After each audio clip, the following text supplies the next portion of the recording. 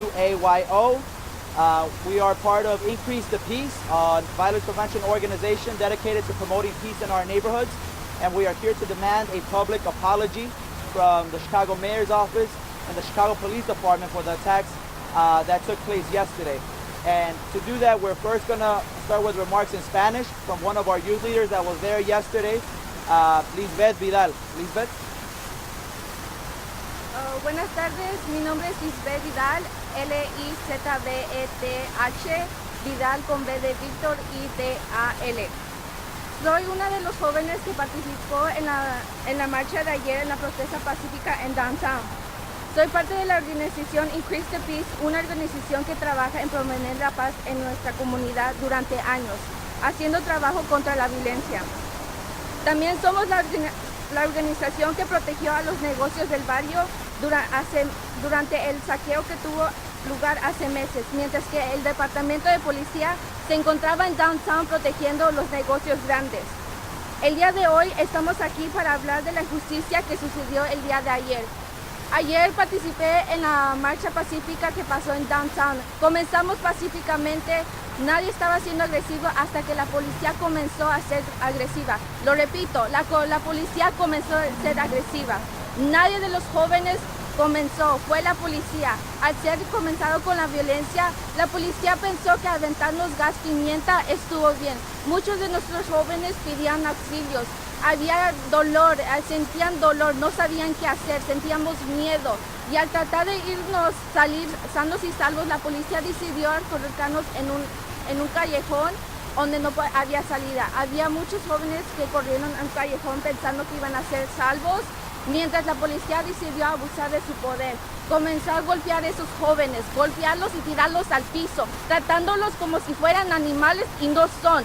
Somos humanos y todos merecemos ser tratados bien. Así que esos jóvenes fueron encarcelados. ¿Por qué?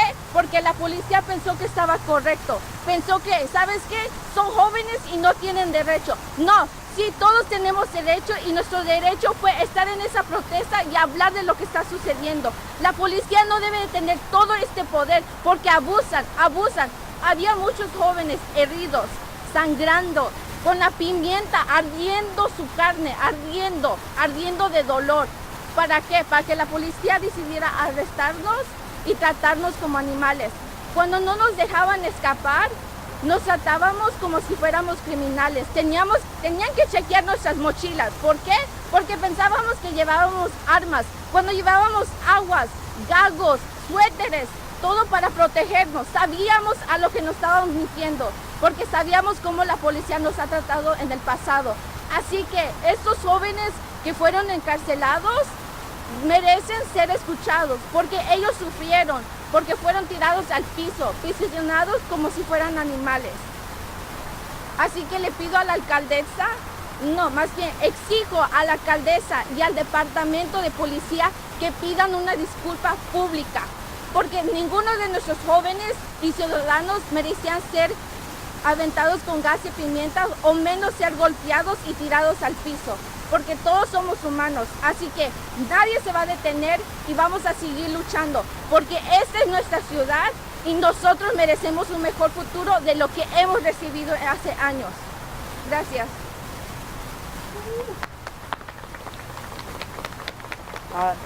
Next up, we're going to have remarks in English by Abdelaziz Hasuna. He was one of the young people that was taken into custody unjustly yesterday and attacked by police as well. Aziz? Hello everyone, my name is Aziz. Thank you for coming. A-Z-I-Z. I am one of the many youth who were wrongfully arrested during yesterday's peaceful protest. I am with an organization known as Increase the Peace. We have been doing this work, promoting peace, doing anti-violence work. We protected small businesses from looters 6 months ago, while cops were downtown protecting the big businesses, the rich.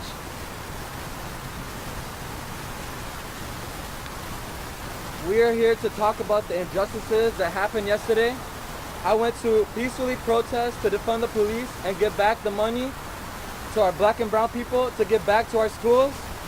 I was spit on, pepper sprayed, and beaten with batons. That is why we are here to demand today that Miss Lori Lightfoot and Super Lieutenant Mr. Brown publicly apologized for attacking the innocent and peaceful citizens of the city and the youth. I want to give this time for a fellow Increase the Peace member, a non-binary person. So, Aria.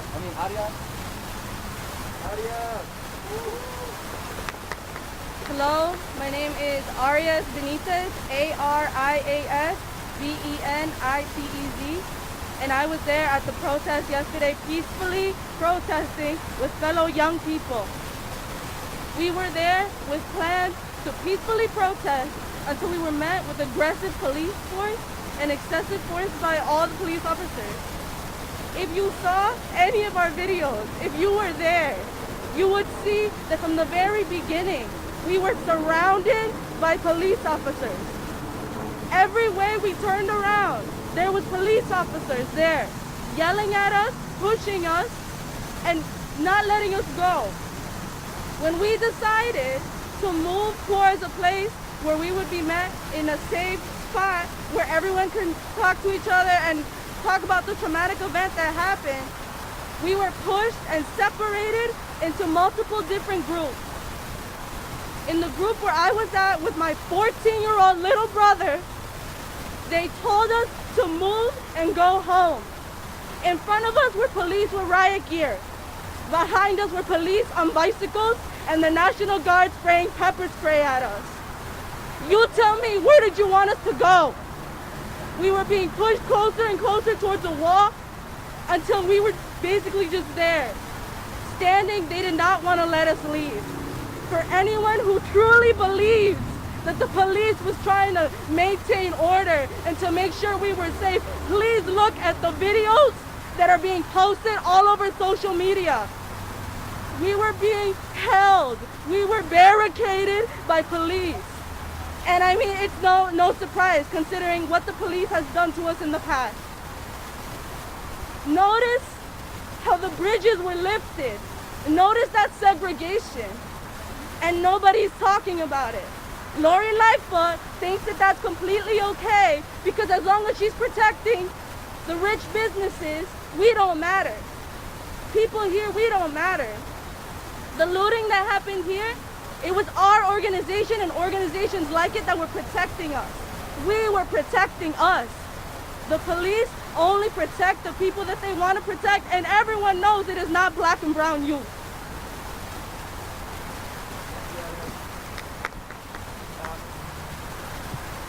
One thing that I would like to say, just so you all notice the brutality that happened yesterday night. I'm gonna ask the activists here gathered here today, raise your hand if you were pepper sprayed, beaten with batons, or spit on by CPD yesterday. All of us. Every single person here, every single person that was there yesterday night was beaten with batons, was pepper sprayed, and in a freeing society, in a democratic society, people should have the right to assemble without fear that CPD or any law enforcement agency will attack its own citizens. That is not right. The social contract has been broken, and we demand an apology for it. Now I'm going to leave it up for any questions, in case the press has any questions. Not yet, but we are working with our partners to see what are the best next steps, but there is a prerequisite to any next step, a public apology from the Chicago Mayor's Office and the Chicago Police Department. Do you guys have an estimate on how many of your group or how many of the demonstrators were injured? We've heard how many officers, how many of you guys? Anybody want to answer that question? How many people have been injured? Too many? Too many people were injured. No matter, they signed up for this job. They signed up for this. We were there peacefully assembling, like peacefully protesting, doing our First Amendment right. We were doing our First Amendment right. And there should have been nobody injured yesterday. Nobody. That was unacceptable. That should not have happened. Nobody should have gotten injured yesterday. So I don't know how many. It was too many. Too many. Nobody should have gotten injured. Can you spell your last name for us? HSOUNA.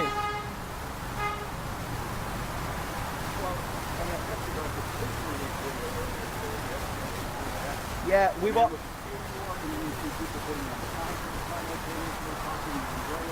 Yeah. So, one, it did rain yesterday night. I don't know if anybody here was there, but it rained yesterday night. So people wearing ponchos when it's raining is not an uncommon thing. Right? Number two, they were also having umbrellas because it was scheduled to rain. Now, CPD has been so brutal that pepper spray is expected at these protests. So not only were they protecting themselves from the rain, they were protecting themselves from potential pepper spray that did hit all of us. We're all still suffering and burning from the pepper spray that was sprayed on us yesterday. So all the videos that you see on social media tell a very different story than from what Chicago Police Department will try to tell you. We were there peacefully protesting, and they started attacking the protesters, and during the course of events, because of their sustained brutality, yeah, there were people who reacted because they were getting beat up, they were fighting for their lives, and that's what you see on video. But you also see a lot more videos on Twitter, on Facebook, on our own media that depict protesters like the ones here being beaten.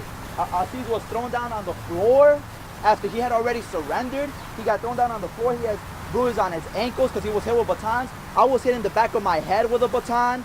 Like, this only happens in dictatorship countries. This shouldn't be happening in a free society. I didn't see that, but the violence that CPD and law enforcement agencies created the atmosphere for that to happen. They initiated the attacks, and when people are fighting for their lives, you know, people are gonna do whatever they can to survive, and that's what they did. And mind you, we were a small group of peaceful protesters. There were about 30 police officers for every one protester, most of them young people.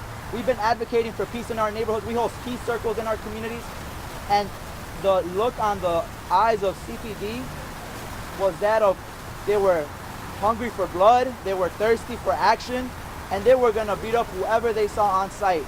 And if you ask anybody else, either members of the press who were there, who saw the actions, who were also beaten, who were also mistreated, or whether it's protesters on the ground, they beat up our medics. So it was a horrible, disgraceful situation that's reminiscent of the 1968 Democratic National Convention. And 50 years later, things like that should not be happening in the city of Chicago. Any other questions? And I want to turn it over to our young people to answer. Just one more. You know, yesterday, Superintendent Brown came out. He claims it was agitators that took away from the peaceful movement. I just heard you say that, you know, they're the ones who started. What would you have to say to what Superintendent Brown? I'll let Armando Romero answer. Thank you. Okay, so Armando, Armando, Romero, Romero. So the entire protest was peaceful from the beginning all the way until the CPD started beating us and harassing us. What we did notice is there was a lot of undercover cops that are within our protest, and we noticed that there were a lot of them were the ones that were agitating the cops. If we noticed that there was an agitator, we kicked them out instantly. We didn't ask any questions. We saw somebody pepper spray, we said, get out of here. You don't belong here. If you're gonna cause trouble, you don't belong here. Everything here was peaceful. There's no way that there was any of us that were peaceful protesters that were the ones inciting the violence. The ones that we believe that were the ones that were inciting the violence were the ones that we saw and we know that were undercover cops.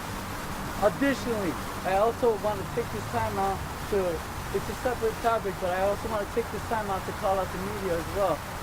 There was instances where the media took the time out to interview fellow peaceful protesters, and they told them the entire story about what happened, that CPD was the one that started the incident, started the violence, and we were basically trying to protect ourselves and shelter ourselves. Now, what the media does is they take the two-second soundbite where they say, I'm hurt with pepper spray. If you want to come at us and ask us questions, and we're telling you the full story, don't just take out your favorite soundbite. The other thing that I would add to Armando's really insightful comments is that the only agitators that we saw in the beginning of these protests were wearing blue uniforms and white shirts. And that was CPD and the other law enforcement agencies. There was no need to bring riot gear and to bring batons for a group of peaceful protesters. You can literally just let us walk. Like, what harm does that do? to let a group of young people walk through downtown. We can't do that anymore? What are we? A communist regime where we can't walk outside? To add on to that part, when we were fleeing at the scene, there was still a lot of friends like Lisbeth and Melissa, Melanie, that was still like getting up and everything like that. And the cops still came to agitate us. They still came to tell us to leave. When some people couldn't even stand up, when some people couldn't even walk anymore, and they were telling us to leave. And they kept on trying to provoke us to do something, and that wasn't right. And then when we were leaving, we saw unmarked cars with undercover police officers. So we knew they were in the crowd. When Superintendent Brown put out the video, when the Chicago Police Department put out that video, they took angles that only someone in the crowd would take. There was undercover cops in that crowd that agitated the police, and they ended up doing that. That was them. That was not us. We kicked out anyone that escalated things. Also, to add on that, you can see, I have videos of how the police is treating us, but especially laughing at us, laughing. There were kids crying, having a mental breakdown, even panicking. Like, the police was laughing at us. They thought that this was funny, when it's not. Kids were scared. They were separated from the people they came. Some friends were lost. Some got arrested. Some got separated from us. And all we were trying to do was to be all united. And the police decided to laugh at it, separate us, make us do like a different U-turn or whatever.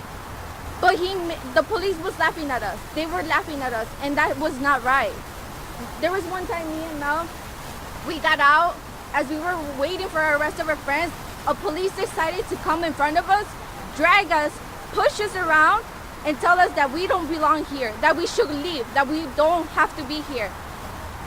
They treated us like we were criminals, and we're not. I told them, I don't have anything. I'm recording, I'm going live. I'm asking for help. My friend, she got super pepper spray. Her whole body was burning. She couldn't handle it. And the police decided to laugh about it. All right, everybody, we're going to cut it. If you want to talk to these young leaders afterwards, please do. They are the young people that are leading. They're not the leaders of tomorrow, they're the leaders of right now. And these are the people that are fighting the fight to free our communities. And these are the freedom fighters that we have and are proud to call our city home. So if you have any questions, please talk to them afterwards. Once again, we hope that you cover this story because issues like these should not be happening in our city. Thank you very much.